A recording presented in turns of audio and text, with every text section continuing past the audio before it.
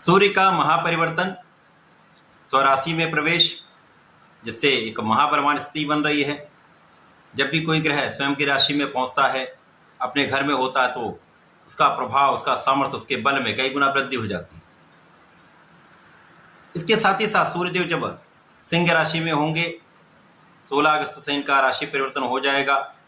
वहां पर पहले से ही बुध और शुक्राचार्य का गोचर चल रहा है, जिसके कारण सूर्य के परिवर्तन से त्रिग्रही योग बनेगा।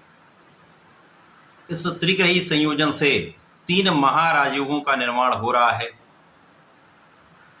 इसके अतिरिक्त 3 अन्य ग्रहों का प्रभाव इस त्रिग्रही संयोजन से होगा, इन 3 महाराजयोगों से होगा, जिसके कारण कुछ विशेष होने वाला है, कुछ बहुत बड़ा यहाँ पर परिवर्तन होने वाला है। निश्चित रूप से यह अत्यंत लाभान्वित करने वाला है, जो समस्त राशि के जातकों को प्रभावित भी करेगा, कुछ विशेष लाभ देगा। अब ये जो संयोजन बन रहा है वो अलग अलग राशियों के लिए अलग अलग भाव में बनेगा, अलग अलग स्थानों पर बनेगा, उसी के अनुसार ही परिणाम की प्राप्ति होगी। जय श्री गणेश, नमस्कार। मैं आचार्य संजय द्विवेदी। मेरे समस्त प्रबुद्ध दर्शकों का मेरे चैनल पर हार्दिक स्वागत है।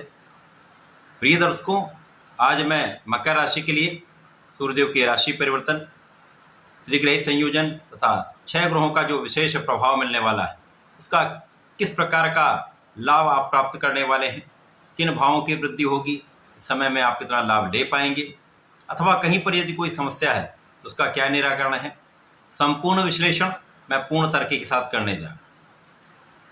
प्रिय दर्शकों, इस राशिफल को आप अपने लग्न तथा राशि दोनों के अनुसार देख सकते हैं।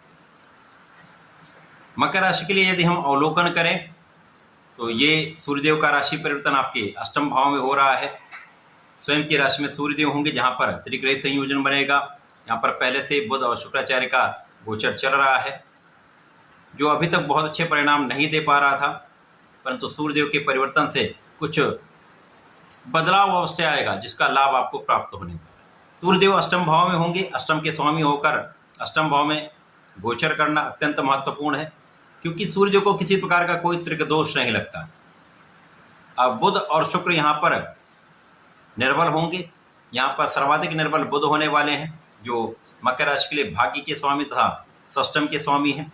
परंतु यहाँ पर एक विपरीत राजयोग भी बन रहा है, जिसके कारण ये निर्बलता कम हो जाए, कुछ विपरीत परिस्थितियों में आपको विशेष लाभ मिले। इसी प्रकार से शुक्राचार्य को अष्टम में बहुत निर्बल नहीं माना गया है, और यहाँ पर सूर्य के साथ रवि शुक्र योग बनेगा, बुधादित्य योग बनेगा, जो अत्यंत प्रभावशाली नहीं होने वाला है, परंतु कुछ लाभ अवश्य देगा।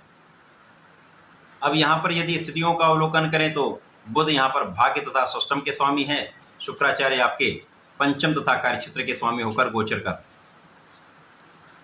तो यहाँ पर कोई महाराजयोगों का लाभ आपको नहीं मिलने वाला है, परंतु जो विशेष योग बन रहे हैं, जो त्रिग्रही संयोजन है, सूर्य का प्रभाव है, इसी प्रकार विपरीत राजयोग आपको विपरीत परिस्थितियों में बड़े लाभ देने जा रहा है। यहाँ पर विशेष रूप से आपके लिए धन का एक प्रबल योग बन रहा है, जो अचानक आपको प्राप्त होने वाला है।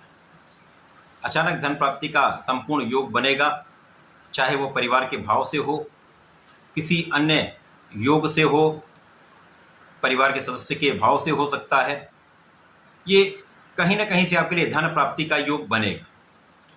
इस समय जो आपकी अभी तक बुध और शुक्र के संयोजन कुछ ना कुछ स्वास्थ्य समस्याएं बनी हुई थी, वो दूर होंगी, स्वास्थ्य अच्छा रहेगा।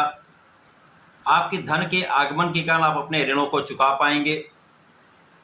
स्वास्थ्य समस्याएं, यदा कुछ मौसम के रोग हो सकते हैं, स्किन से संबंधित कुछ डिसऑर्डर्स हो सकते हैं, चर्म रोग से संबंधित समस्याएं होंगी, एलर्जी की समस्या हो सकती, परंतु सूर्यदेव के आने के पश्चात इन समस्याओं का निदान भी होगा, अब उनसे मुक्ति भी पाएंगे। इसके साथ ही साथ जो कर्म क्षेत्र में बाधाएं आ रही थी, जो अनावश्यक तनाव हो रहा था, वो भी कुछ मात्रा में दूर अवश्य होगा। उच्चाधिकारियों का सहयोग मिल जाएगा, सरकारी तंत्र से आपको सहयोग मिल जाएगा, शासन प्रशासन के बीच में एक अच्छा सामंजस्य बन जाएगा, जिसका लाभ आपको प्राप्त होने वाला है।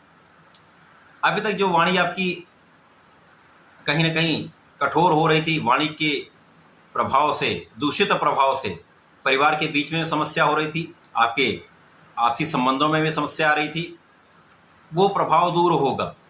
आप सोच विचार कर कार्य कर पाएंगे। जो लोग किसी भी प्रकार के व्यसन में हैं, एडिक्शन में हैं, यहाँ पर भोग विलास की अधिकता हो रही थी, भोग विलास पर नियंत्रण आपका हो जाएगा, जिससे बहुत सारे समस्याओं से आप बचने वाले हैं, रोगों से बचाव होगा, आपका अपने ऊपर संपूर्ण नियंत्रण हो जाएगा। यद्यपि यहाँ पर आप सीधे बोल लेंगे, परंतु वाणी बहुत कुछ पहले से संयमित हो जाएगी। अब सूर्य का प्रभाव परिवार के भाव पर है, तो यहाँ पर परिवार में कहीं ना कहीं सामंजस्य तो रहेगा, परंतु आपको बहुत संयमित वाणी का प्रयोग करना होगा। परिवार से आपको लाभ अवश्य मिले। यहाँ पर स्वास्थ्य समस्याएं कम से कम होंगी, आपके आध्यात्म में वृद्धि होगी, आपका विशेष ज्ञान प्रबल होगा। इस समय में आप अपने विशेष ज्ञान से, आपकी रिसर्च वर्क से एक अच्छा लाभ ले सकते हैं। जो लोग आध्यात्मिक कार्यों में हैं, कर्मकांड में हैं, मंत्र तंत्र से संबंधित कार्यों में हैं, उनके लिए एक विशेष योग है जब आप एक अच्छा लाभ लेने जा रहे हैं। ज्ञान के क्षेत्र में कहीं ना कहीं कोई ना कोई समस्या जो चल रही थी वो दूर होगी। यहाँ पर आपका पढ़ाई में मन नहीं लग पा रहा है, यदि आप अपने आत्मबल को प्रबल कर लेंगे, अपने कॉन्फिडेंस को बढ़ा लेंगे, तो बहुत नकारात्मकता नहीं प्राप्त होगी। यद्यपि यहाँ पर ज्ञान का भाव निर्बल हो रहा है, संतान से भी कहीं ना कहीं आपको एक तनाव की स्थिति बन रही है, संतान के कारण चिंता भी यहाँ पर निश्चित रूप से हो सकती है।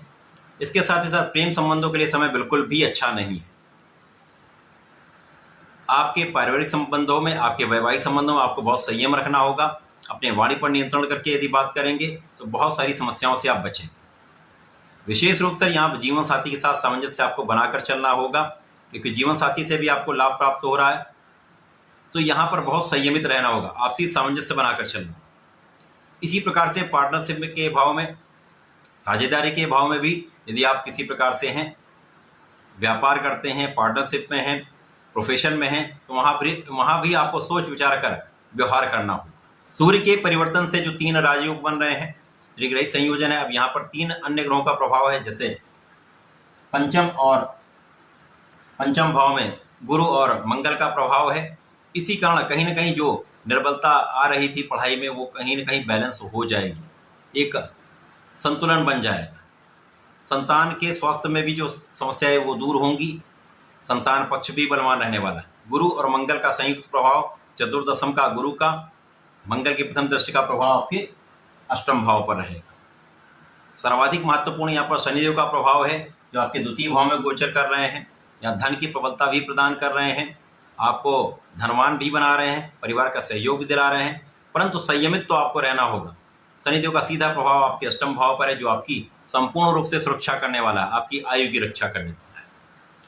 तो ये समय संयमित होकर कार्य करने का है, चाहे वो आपका व्यापारिक भाव हो, चाहे वो नौकरी का भाव हो, चाहे आपका प्रोफेशन हो, अथवा परिवार के बीच में।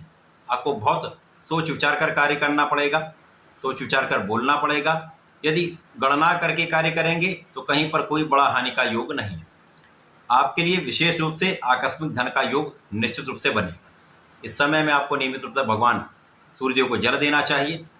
ओम आदित्याय नमः का कम से कम 27 बार जप करना चाहिए। प्रत्येक शनिवार को भगवान भोलेनाथ पर जलार्चन करें। ओम नमः शिवाय का 108 बार जप कर लें।